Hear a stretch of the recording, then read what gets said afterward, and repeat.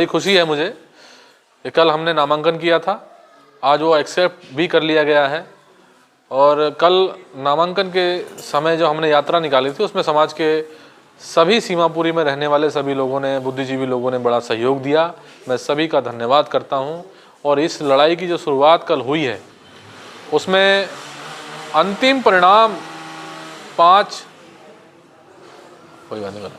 परिणाम जो आएगा वो 5 फरवरी से और 8 फरवरी को परिणाम आएगा।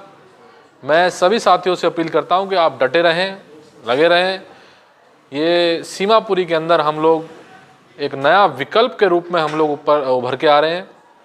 और सीमापुरी के अंदर एक तरफ कांग्रेस पार्टी चुनाव लड़ रही है, जिनके भाजपा के सिंबल हो सकता है, झाड़ू का सिंबल हो सकता है, पर तीनों के तीनों कांग्रेस के प्रत्याशी चुनाव लड़ रहे हैं। और एक तरफ अनिल सागर चुनाव लड़ रहा है।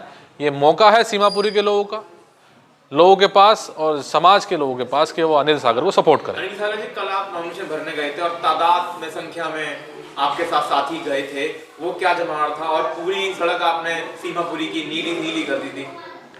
देखिए, कल बाबा साहब डॉक्टर अंबेडकर के जो सिपाही थे, जो बाबा साहब डॉक्टर अंबेडकर को मानने वाले लोग हैं, कई पार्टियों के लोग अब ऐसे हो गए हैं कि जब से भाई चंद्रशेखर आज़ाद ने संसद के अंदर शपथ से लेके और आज तक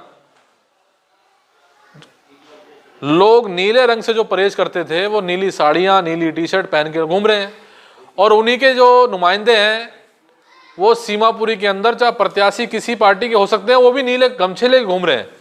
तो कल जो नीला सैलाब था और सीमापुरी में जो नॉमिनेशन करने के लिए हम लोग गए थे, वो हमने सबके सामने प्रूव भी किया था कि भाई कलर चुरा के लोग घूम रहे हैं, उनकी तरफ मत जाना। ये नीला रंग, ये बहुजन आंदोलन के सिपाही जो हमारे भाई चंद्रशेखर आज़ाद की पार्टी, आज़ाद समाज पार्टी, ये उनका प्रतीक है। इसलिए इधर उधर ना भटकें। और कल बाबा साहब डॉक्टर अंबेडकर के मानने वाले और चाहने वाले लोगों ने कल हमें समर्थन दिया है और ये आगाज़ हुआ है कल। आपके साथ यूथ भी बहुत जुड़ा हुआ है, उसकी क्या खासियत है कि यूथ आपसे बहुत जुड़ा हुआ है? देखिए, सोशल मीडिया का ज़माना है और समय परिवर्तन है, समय परिवर्तनशील है। आज के समय में युवा सबसे ज़्यादा जागरूक है। साहब कांशीराम ने कहा था कि भाई जिस ओर जवानी चलती है उस ओर जमाना चलता है। आज हमारे समाज के जो बुद्धिजीवी लोगों की संख्या है, उसके साथ साथ हमारे लोगों में बुद्धिजीवी के साथ साथ बुद्धिजीवी युवा भी तैयार हैं। तो इसलिए उनको ऐसा लगा कि भाई अनिल सागर के अंदर नेतृत्व करने की क्षमता है। तो वो मेरे साथ शुरू से लेके, जब से मैं इंडिपेंडेंट तैयारी कर रहा था 6 महीने पहले, तब से लेके अब तक जो है हमारा सहयोग जो है हमारे युवा साथी कर रहे हैं, जो बाबा साहब डॉक्टर अंबेडकर को चाहते हैं। उसी का परिणाम आपने कल देखा था। कल जो जनता का जो प्यार था, आशीर्वाद देने आपके सिर पे हाथ रख रहे हैं, वो प्यार कैसे बना है? वो क्या प्यार वो वोटिंग से भी मिलेगा? बिल्कुल मिलेगा। कल जो आप लोग जब साथी घूम रहे थे, आप लोगों ने देखा होगा कि सीमा सुंदर नगरी के अंदर झुग्गियों से जब हम निकल रहे थे तो महिलाओं ने हाथ पकड़ के मुझे बिठाया था अपने पास। उन महिलाओं ने ये कहा था कि बेटे, हम आपको बहुत लंबे समय से देख रहे हैं और आपको शायद याद हो ना हो, पर कोरोना के समय में जब सरकार ने जब लॉकडाउन किया था तो उस समय हम लोग, हमारा परिवार ऐसा है कि हम लोग डेली रिक्शा चलाने वाले हमारे परिवार के लोग हैं, मजदूरी करने वाले लोग हैं। तो वो शाम को जो खाना खाते थे या पालन पोषण करते थे परिवार का, वो सुबह से जो कमाते थे शाम तक वही हमारा पालन पोषण होता था। हमारे पास इसके अलावा कुछ था ही नहीं। पर आपने हमारे लिए एक हमारे सहयोगी का, अपने बड़े भाई या गार्जियन के रूप में आप आए। आपने हमें किसी भी हमारे बच्चों को भूखा नहीं रहने दिया। आप डेली 3 महीने तक लगातार जय भीम रसोई के नाम से मैंने लोगों की हेल्प की थी। तो उसका ये परिणाम था कि लोग मुझे जानते हैं और लोगों ने मुझे प्यार भी दे रहे हैं। और कल मुझे बड़ा अच्छा लगा। अनिल सागर जी बड़ी पार्टियों के कैंडिडेट हैं, क्या आप उनका सामना कर पाएंगे? बिल्कुल कर पाएंगे। देखो, ये लड़ाई विचारधारा के साथ साथ मुद्दे की भी है। सीमापुरी के अंदर जो मुद्दे हैं, जो विकास को लेके हैं, जनता को लेके हैं, जनता की ठगी को लेके हैं, आप सीमापुरी के अंदर जाइए। मैं अपनी पत्रकार साहब से यही भी कह रहा था कि भाई हमारे लोग क्या करते हैं, कैंडिडेट के पास आते हैं, बाइट लेके चले जाते हैं। आप क्षेत्र के अंदर देखिए कि अनिल सागर क्यों जीत रहे हैं, या उन सभी पार्टियों को जो टक्कर की आप बात कर रहे हैं, मेरी टक्कर उनसे नहीं है, जनता की टक्कर उनसे है। जनता सीधा सवाल उनसे कर रही है और सीधा जनता ये भी कह रही है कि भाई हम इस बार अनिल सागर को वोट दे रहे हैं, क्योंकि उन्होंने 20 साल, जिसकी 10 साल सत्ता रही, उन्होंने कुछ नहीं किया। 25 साल जिनकी सत्ता रही उसने कुछ नहीं किया। आज़ाद भारत के अंदर आप देखेंगे करप्शन के नाम पे लोगों ने जो कहते हैं हम करप्शन नहीं करते, आप देखिए पोस्टरों में क्या लिखा अरविंद केजरीवाल ने कि वो लिखते हैं, उनके कार्यकर्ताओं से लिखवाते हैं वो कि मेरा केजरीवाल ईमानदार है। तो वो व्यक्ति तो वही लिखेगा कि जो चोर होगा या कहीं उसने कोई ऐसा काम किया होगा। फिर उसके बाद वो पोस्टर में लिखते हैं कि फिर से लाएंगे केजरीवाल। इसका मतलब साफ साफ है जनता ने उनको नकार दिया है, जनता उनको लेके नहीं आ पा रही है। इसलिए एक तरफ वो लोग हैं जो फ्री की रेवड़ियां बांट रहे हैं, तो अनिल सागर को वोट क्यों करे बहुजन समाज? देखिए, बहुजन समाज के साथ साथ यहाँ सभी वर्ग के लोग रहते हैं, सभी धर्म के लोग रहते हैं, सभी जाति के लोग रहते हैं, फिर वो इंसान भी हैं। अब फ्री की रेवड़ी की बात अगर आप करते हैं तो अब जनता देखो जागरूक तो है ही। जैसे इन्होंने 2100 रुपये की घोषणा की उनसे, तो सवाल जनता के लोग ये करें कि भाई दिल्ली के अंदर हवाला एलजी का देते हैं, आप पंजाब के अंदर पूर्ण राज्य की सरकार आपकी है, आपने 1000 रुपये उनको नहीं दिए तो 2100 रुपये आप कैसे देंगे? तो ये सिर्फ छलावे के नाम पे वोट मांग रहे हैं, इसलिए जनता मेरे साथ है। लेकिन केजरीवाल जी की सरकार में स्कूलों की जो कंडीशन थी और जो अस्पताल थे अच्छे बन गए हैं, जो युवा है वो स्कूल जा पा रहा है, इसे कैसे देख रहे हैं आप? उनके कामों पर सवाल उठा रहे हैं। पहले लोग भाजपा के लोग तो ये भी कहते हैं कि 2014 में हमारी आज़ादी मिली थी, तो पहले लोग जो है पत्ते बांध के घूमते थे, पहले लोग जो है आदिवासी रूप में रहते थे, लोगों के घर नहीं थे, लोग झोपड़ी में रहते थे, लोग गुलाम थे। केजरीवाल की सरकार आई तो लोग पढ़ने लिखने लगे, पहले लोग स्कूल नहीं जाते थे। तो इसलिए आप जो ये बात कह रहे हैं कि एक स्कूल बना के उसको मॉडल बना के आप बाकी स्कूल को देखिए, लोगों की स्कूल की कितनी दुर्गति है। अनिल जी एक चीज बताइएगा, जब केजरीवाल ने बसें फ्री कर दी, शिक्षा फ्री कर दी, स्वास्थ्य फ्री कर दिया, आपको लोग क्यों चुनेंगे? ये सारे मुद्दे जो हैं ये जमीन पे फेल हो चुके हैं। मुझे आप बस के अंदर जाइए ना, पता कीजिए, 1 महीने मैंने सफर किया बस के अंदर, महिलाओं के साथ कितना शोषण उत्पीड़न हो रहा है। बसों को रोकते नहीं है, महिलाओं को सीट नहीं देते हैं, महिलाओं से ऐसे सोतेला व्यवहार करते हैं कि महिला को पता नहीं है। तो ये जो जितने भी इनके आप जो रेवड़ी की बात कर रहे हैं या आप इनके मुद्दों की बात कर रहे हैं, ये सब फेल है। आप जमीन पर देखिए, तभी मैं कह रहा हूं कि ये लिख रहे हैं कि फिर से लाएंगे केजरीवाल या मेरा केजरीवाल ईमानदार है। ये लिखना पड़ा क्योंकि उनको पता है, उनके जहन में ये बात आ चुकी है कि केजरीवाल नहीं आ रहा। सिंगापुर बनाने की बातचीत चल रही है दिल्ली में। सिंगापुर ऐसे ही बनेगा, मैंने आपको बताया। आप लेप्रोसी कॉम्प्लेक्स के अंदर जाके देखिए, वहां पर सड़कें टूटी हुई हैं, सीवर जाम है, पानी नहीं आता। वहां पर क्या नाम है, जो टॉयलेट बने हुए हैं, जो एमसीडी के टॉयलेट बने हुए हैं, सरकार ने जो टॉयलेट बनाए हैं 25 साल से वो रिपेयर नहीं हुए। ऐसे सिंगापुर बनेगा, आप जाके देख लीजिए। लेकिन जब बाबा साहब की प्रतिभा के, जो बाबा साहब का संसद में अमित शाह द्वारा अपमान किया गया, चंद्रशेखर आजाद ने उस पर कोई आंदोलन नहीं किया, क्यों? क्या किसी के दबाव में चंद्रशेखर आजाद? नहीं, उन्होंने, देखिए, इस देश के अंदर सबसे ज्यादा अगर आज कोई इस विचारधारा के लिए कोई बोल रहा है तो ये सबको पता है कि चंद्रशेखर आजाद ही बोल रहे हैं। लेकिन कहीं ना कहीं बाबा साहब का जब अपमान हुआ तो कहीं खामोशी दिखाई दी। नहीं, दबाव में क्या बीजेपी के दबाव में चंद्रशेखर आजाद? ऐसा है ही नहीं।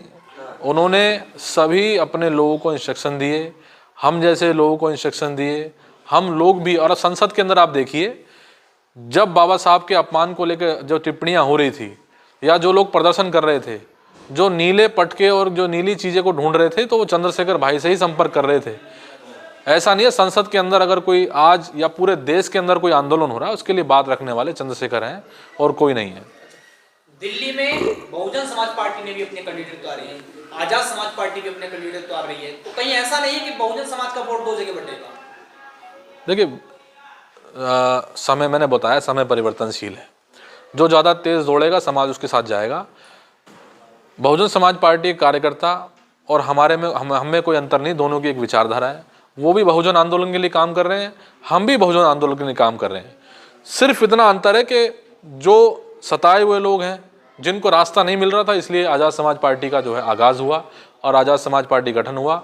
आज जो दिल्ली के विधानसभा है, 8 तारीख को ये फैसला हो जाएगा कि मूवमेंट किसके साथ है और किसके साथ नहीं है। तो युवा किस ओर जाता दिखाई दे रहा है? युवा भाई चंद्रशेखर आजाद के साथ जुड़ता नजर आ रहा है। ये मुझे लगता है कोई बात छुपी नहीं है। लेकिन तमाम आरोप लगते हैं कि चंद्रशेखर आजाद ने युवाओं पर सिर्फ जेलों में और एफआईआर करवाने के अलावा कुछ काम नहीं किया, सिर्फ उन्होंने दंगे भड़काए हैं और कुछ नहीं। जो लोग आरोप लगा रहे हैं, क्या वो आज सड़कों पे आंदोलन नहीं कर रहे? जब बाबा साहब डॉक्टर अंबेडकर पे अभद्र टिप्पणी वाला मसला था 24 तारीख को, क्या वो लोग आंदोलन नहीं कर रहे थे?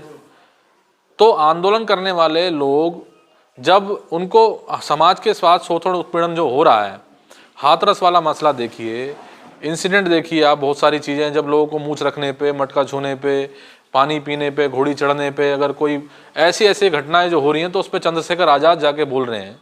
और जो ये कह रहे हैं कि भाई जेलों में लोगों के ऊपर FIR कराने की बात कर रहे हैं या उनके ऊपर आंदोलन के नाम पे झूठी FIR हो रही हैं, ऐसा नहीं है। समाज जागरूक है और समाज जो है आज क्यों प्रदर्शन करना पड़ रहा है जो लोग बोल रहे हैं।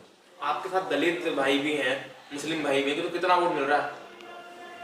यहाँ पर जो सारी पार्टियां हैं उसके साथ दलित समाज जो जुड़ा हुआ है, उनके पास ऑप्शन नहीं था। आप बिल्कुल सिंपल सी बात सुनिए, जब बहुजन समाज पार्टी का आंदोलन धीमा पड़ा, उसके साथ जो दलित समाज जुड़ा था, वो दलित समाज ट्रांसफ़र हुआ आम आदमी पार्टी की तरफ को।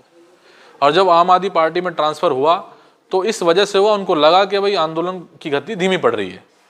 आज मैं ये आपको बता रहा हूँ, नोट कर लीजिएगा कि आने वाले 8 फरवरी को जब आप रिजल्ट आएगा तो आप देखेंगे जो आंदोलन से रुके हुए, जो आंदोलन को चाहते थे लोग, जो आंदोलन में अपनी आहुति दे रहे थे, उनको एक प्लेटफॉर्म मिल गया। आम आदमी पार्टी बीजेपी में जो कैडर का वोट गया है वो हमारे साथ खड़ा होकर आपको नजर आएगा और मुस्लिम समाज हमारे साथ है।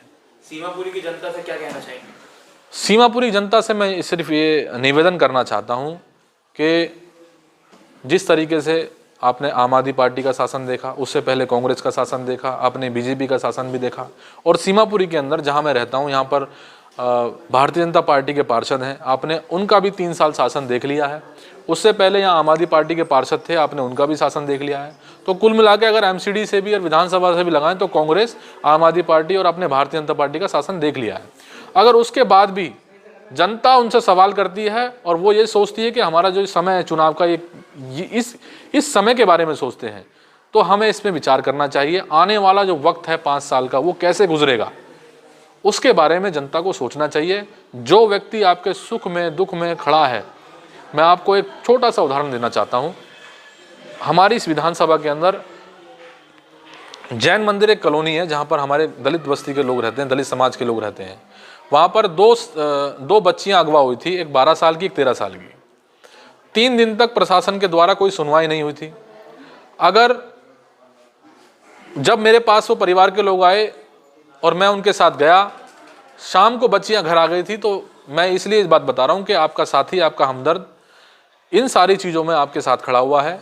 जो लोग, जब हमारे साथी जब थाने में बंद होते हैं, अस्पतालों में उनको ज़रूरत होती है, तो सब के सब लोग अपना मोबाइल बंद कर लेते हैं। घरों में रहते हुए भी हमारे लोगों को मना करते हैं, जनता ही बोलती है। तो मैं ज़्यादा ना कहते हुए मैं इतना ही कहना चाहता हूँ, युवाओं के लिए संदेश देना चाहता हूँ कि आप जहाँ नेतृत्व ढूंढ रहे थे, जहाँ नेतृत्व आपको नहीं मिल रहा था, आप चाहते थे कि आंदोलन बढ़े, आप चाहते थे कि विकास की बढ़े, आप चाहते थे रोजगार आए, तो मैं आप लोगों से ये कहना चाहता हूँ कि हम लोग, अगर सीमापुरी विधानसभा की मैं बात करूँ तो जितने भी बेरोजगार युवा हैं, चाहे वो जिनकी जो भी क्वालिफिकेशन है, उस हिसाब से हम लोग जो है सीमापुरी के अंदर अपनी जो कंपनियां चल रही हैं, MNC कंपनियां जो चल रही हैं, जो छोटी कंपनियां चल रही हैं, मैं सबसे संपर्क करके, मैं सरकार की बात नहीं बोल रहा कि आपको 1 लाख रोजगार डेली, 1 महीने में 2 करोड़ रोजगार की बात कर रहा हूँ। मैं हर बिंदु पे बात करूँगा, हर बिंदु पे मैं सोचूंगा। सबसे बड़ा जो सीमापुरी के अंदर जो नशे की हालात में लोग और नशे से बच्चों का भविष्य खराब हो रहा है, मैं निवेदन यही करूँगा कि आप नशे के विरुद्ध आप लोग मेरा साथ दें। मैं सीमापुरी के अंदर नशा मुक्त करके जनता के हाथ में विकास की डोर सौंपूंगा।